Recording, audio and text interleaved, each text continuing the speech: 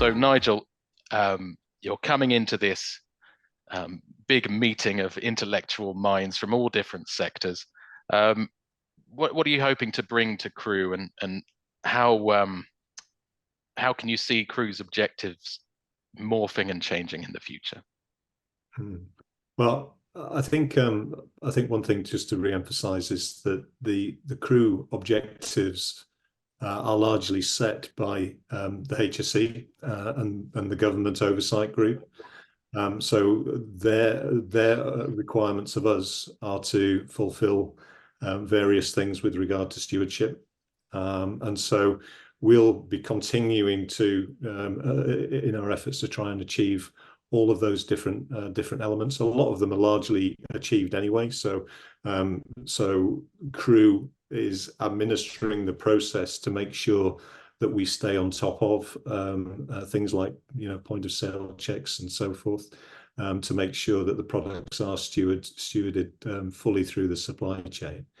So the HSE goals and requirements are on one side. So what will I bring to the table? Well, I think I'll bring some continuity. And so, because Alan and I have worked together in the past, I understand CRRU. I think I don't think we're expecting a totally different style of leadership here. I think the continuity of me in the role, making sure that CRRU and their stakeholders are doing what they need to do to achieve those CRRU objectives, is really part of my role. And there are also two fairly big changes that have already been announced under Alan's leadership, that I'll be working with the CRRU directors and the CRRU stakeholders and implementing. So for example, the removal of open area use, and the new training requirements for users coming in at the beginning of 2026. There's quite a lot of work behind the scenes that's going to have to take place to make sure that those changes are implemented fully, and then of course monitored, and so that we can understand what the success of those actions are going to be moving forward. With a burgeoning data set for HSE to be able to analyze as well, with the input from the manufacturers. It does sound like an improving landscape that you're moving into, and I can see why you're so intellectually excited by this. It's a very multifaceted group of people. Do you have any pest control companies, actual pest control operators, or any actual gamekeepers, or any actual farmers who would also add value to this task force? Okay, so I'll start on that one, Martin. There are a number of different things to say. So the first thing is that CRRU has an open phone line, and it has an open email address that absolutely anybody can get into. And every single email that goes to the CRRU office, office@thinkwildlife.org, comes to me, and I see every single one. So and that will happen with Nigel as well. And good luck to him with that. So if anyone wants to contact us, ask any questions, that's absolutely open. So at that very individual level, we do have that. At the higher level, when CRRU makes decisions, it's very difficult. It would be very difficult to ask 80,000 farmers, or to throw the door open to 80,000 farmers. I don't know how many professional pest controllers there are, but you might be able to tell me. But so what we do is we deal with their representative organizations. And so within that CRRU task force that I've mentioned, then we have what we call sector representatives, and BPCA and MPTA are the sector representatives that we hope represent professional pest controllers and help us to understand what they want, and what they're feeling about the things that CRRU does. And we have the same sort of representatives amongst the gamekeeping organizations, and also against the with the farming unions. So all of them are represented on the CRRU task force. It's principally through that channel that we hope that we're getting the views and the feelings of all the people who use these products. So that's the way we try to conduct the CRRU operations. You mentioned at the beginning of your question around this is an association which is built up out of chemical manufacturers, the product manufacturers, and that's true. And CRRU does not take away the responsibility of an individual chemical manufacturer's responsibility to steward their own product. What we do is bring together the manufacturers in order that we can have a collective view of stewardship and how we can do that consistently across the countries that we're responsible for implementing stewardship in. But the responsibility as an authorization holder still remains. CRRU does not, is not a substitute for the responsibility that an authorization holder has for their products. I think the other point is as well, BPCA have been actively involved and NPTA have been actively involved in the CRRU process. However, it's clear by some of the questions that you've asked today that the messages aren't necessarily always filtering through to the end users. And so, I'd be more than happy to have a dialogue about how we can get the participation and the active involvement of BPCA in the CRRU process moving forward, but also figure out how we can work together to get the message out about what we're doing and what's important to us. I think messaging is something that's I can see it's a mountain to climb due to the complexity of the task that you've got. But I think the feeling is from a lot of people that CRRU is there in charge and telling people who are the end users what to do, which I know from my very brief and superficial dealings with HSE and CRD to a lesser extent, that things can just change on a sixpence, and quite bewilderingly so sometimes. And to have a body there, tell me if I'm wrong in this glib summary, somebody to put the brakes on HSE just to say, hang on a minute, we can could we just slow down this decision and see how it can be practicable in the field? Would that be a decent summary to how CRRU acts on behalf of the pest control sector, or is that slightly too glib?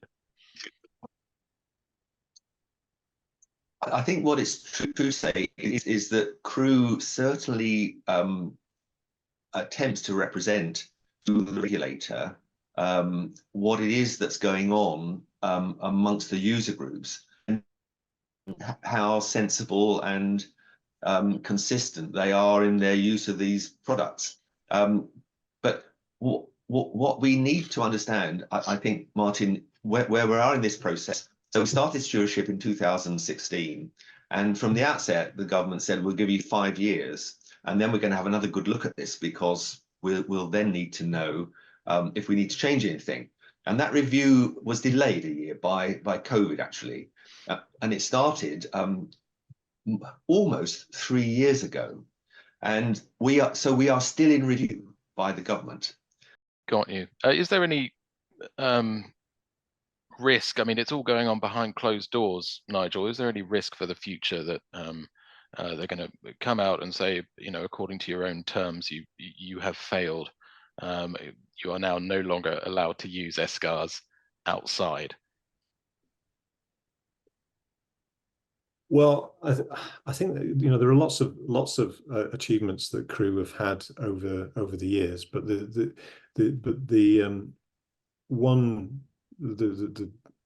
escar residues in barn owls is the element that we still need to work to fully achieve. Lots of measures have been put in place that should impact that.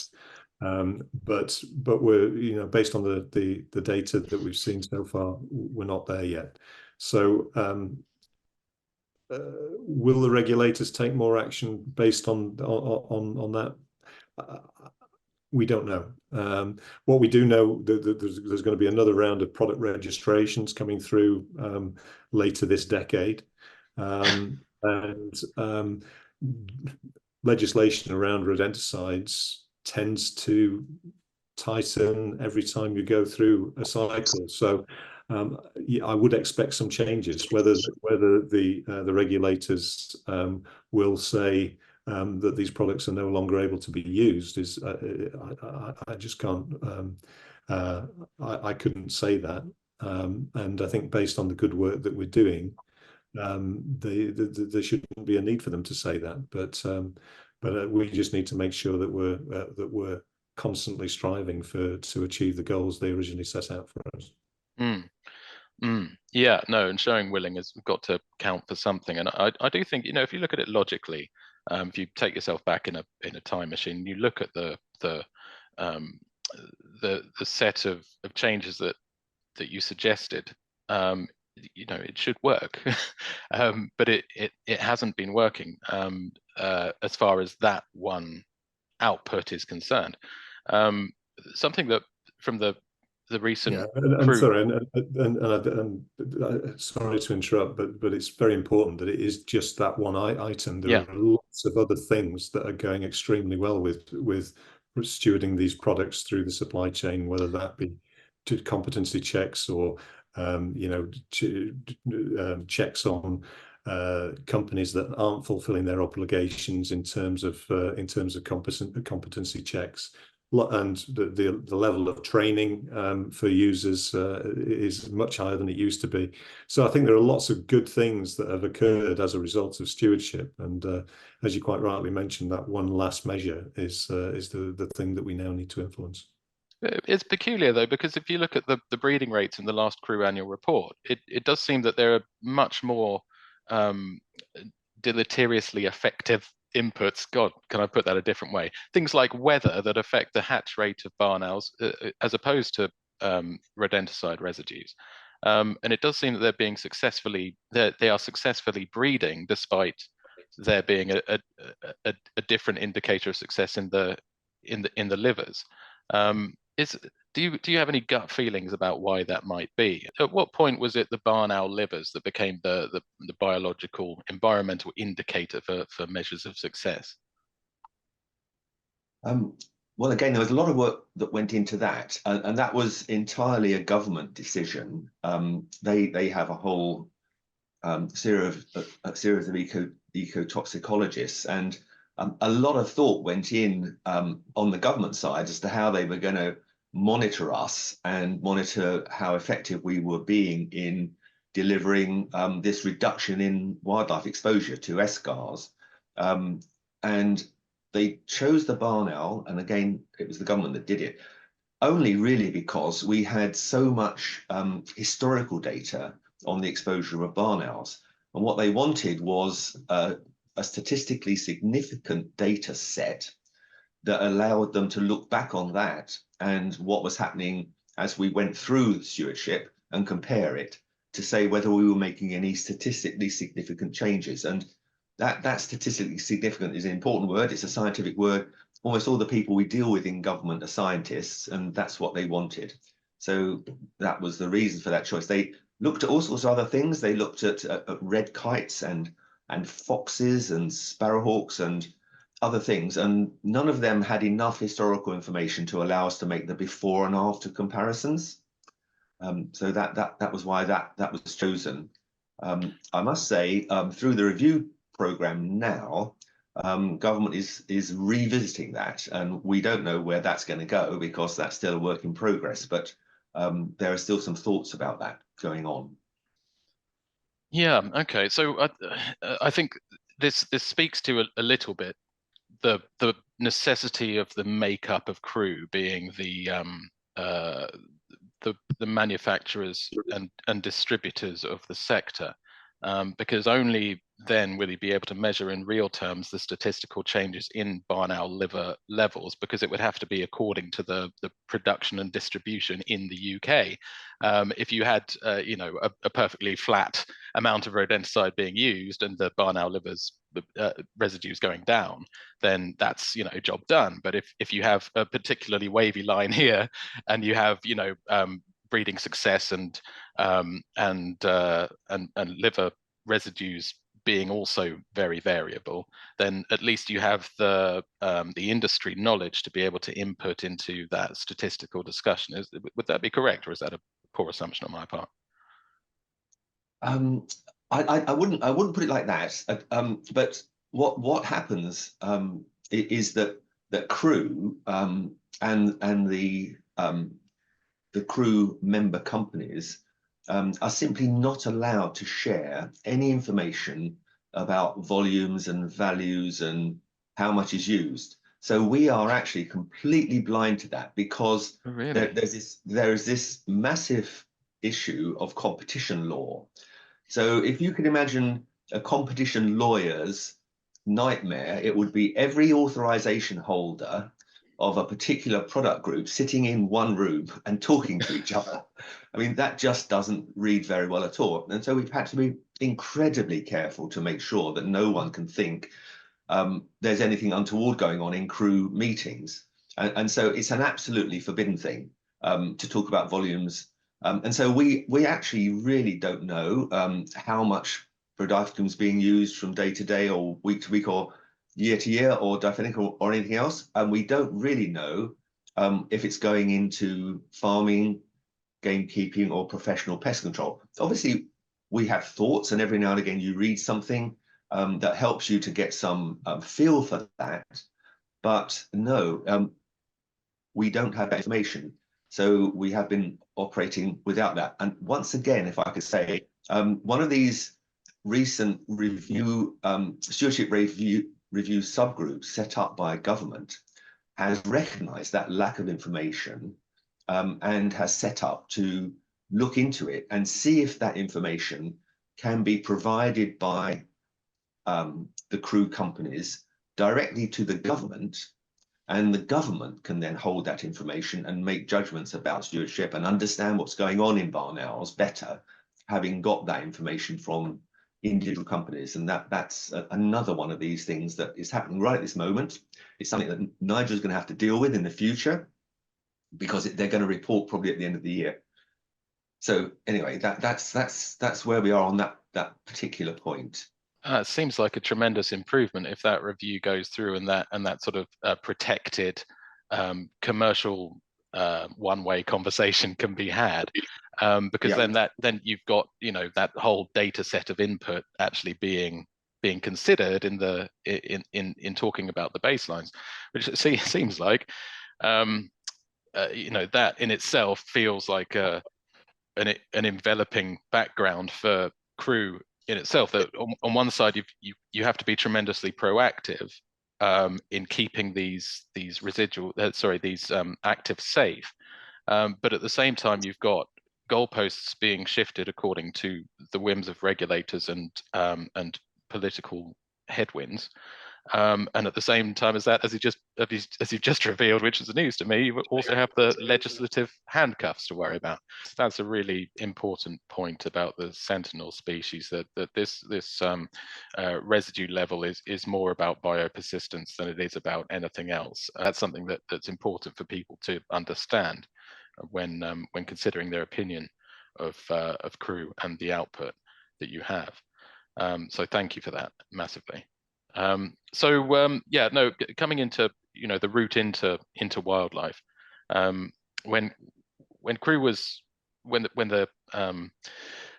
the initiatives were set up for improving the environmental outcomes, the safe use of rodenticides qualifications were signposted as being the hurdle for entry for people to be able to continue to purchase SCARs.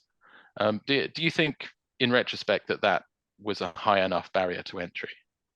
Well, again, I'll jump in here, Nigel, because it was under my watch. I've got to say, when we set all of that up right at the start of stewardship, we sat down and we worked out what people needed to know if they were going to use these products effectively. That's very important, but also safely. And we created a whole load of points that every training course has to include, and we set up a process whereby the people who were giving those courses would have to bring course syllabuses and all the training to our training and certification work group, and they had to jump through those hurdles to get these things CRRU approved. What we did, we had to set up a process that was going to get this program kicked off. In that we had to try to keep the farmers, the gamekeepers, the professional pest controllers, and HSE happy, and so the hurdles had to satisfy everybody in those groups. And as far as it happened, it did, and we got the thing moving. As things have progressed, we now have this, as I've said, training and certification work group that looks in detail at all of these things, and they've tried to strengthen that as things have gone on. And so, for example, within the last couple of years, all of these courses have become Ofqual registered, which sets, so Ofqual comes in and looks at all the courses, looks at the exams, looks at the invigilation of exams, exam marking, exam question, all of those things. So we're constantly trying to improve that process.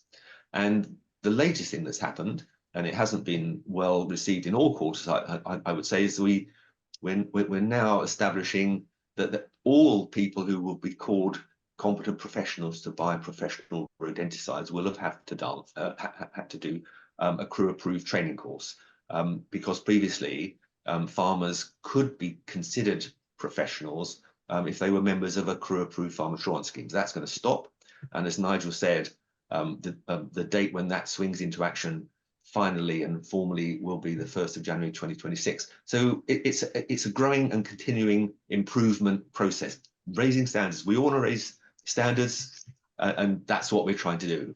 So yeah, I know I'm going on a bit, but we set out with what we thought would satisfy and get us moving, and then we try to improve things as we've gone along. Yeah, no, I think that's brilliant. I think when the HSE is due to review you, Nigel, when they say, well, what are you doing differently? There's actually a tremendous body of work, a lot of changes that are happening that you can then present to them. Absolutely, yeah. So I think I can feel the frustration of pest controllers that we're 100% captured by this idea of improving standards, and I can also see the Herculean task that you have of having to pull up other sectors behind us. I'm not, possibly I'm talking unprofessionally there, but it's something that is constantly developing. It's something that isn't just set as you have to pass this course and then you're free to buy it forevermore. There's another layer of professionalism being added, and then there will be further layers in the future as well. So one of the big changes is that professional rodenticide users will now have to be on an approved rodent-specific CPD scheme every year. The CPD schemes accepted by CRRU as proof of competence, how close is it to being a finalised list? I think was it this year you had your sights set on that target? I don't think the thought is that it will ever be absolutely finalised, because if anyone comes along with a CPD scheme that they think would help us, then again, in exactly the same way that the training and certification work group set out a whole load of criteria for CRRU approved courses, they've done the same thing for CRRU approved CPD schemes. And that will continue to be open, and anyone who has a CPD scheme can apply to be CRRU approved. Just to be very clear about the importance of CPD, up until this recent change, CRRU has never stipulated a requirement to be a member of a CPD scheme to be considered professionally competent. You either had to, if you're a farmer, be a member of a CRRU approved farm assurance scheme, or have done a CRRU course, and that was all. But what then happened? CRRU decided to make this change to say, well, it doesn't really sound sensible that doing one course once in your life means that you're professionally competent forever. And so that didn't seem the way to go. And the training and certification work group decided to make some changes with that. And what they then said is, you can either redo your course every 5 years, or if you don't want to do that, join a CRRU approved CPD scheme. And so there are those two options to continue to be thought to be professionally competent. CRRU has to have a look at these CPD schemes, because obviously if it's to keep people competent to do with rodent control, there has to be a solid part of it that's to do with that. We're not that concerned about CPD, about bed bugs or mosquito control or wasps. So there's got to be a fair chunk of rat stuff in there, and that's what we look at. And I just say good luck to Nigel for picking up the baton and taking it all forward, and hopefully getting the whole thing over the line. That would be great. Nigel, how excited are you about the future? Oh, look, we've got a tremendous task that's still ahead of us, and you know, even just the ongoing stewardship of rodenticides is a challenge. But when you sort of factor in that we've got reviews every 5 years, we've got changes from regulators, we've got the new data coming in that we need to take account of and maybe adjust our course based on that data. Yeah, there's lots to do. But what I would say, Martin, just coming back to the comment I made earlier, let's have a follow-up conversation about how we continue to work together, and maybe how we can get some new folk involved in some of the working groups or in some of the activities across CRRU. Because you know, the pest control sector has done a great job. There's no doubt about that. But there's improvements in every sector possible, and so we'd like to work with you and figure out where those improvements are, and really work together with you to push the bar even higher. That would be incredible and much wanted. I mean, more interaction is always very welcome as far as our sector is concerned. Just so people can feel like their voices are being heard as much as anything, and also just a deeper understanding of how we're all on the same side. So, thank you very much, Nigel Cheesewright and Dr. Alan Buckle. Thank you so much for being a part of this. Keep fighting the good fight. And no, this has been wonderful. Thank you very much indeed.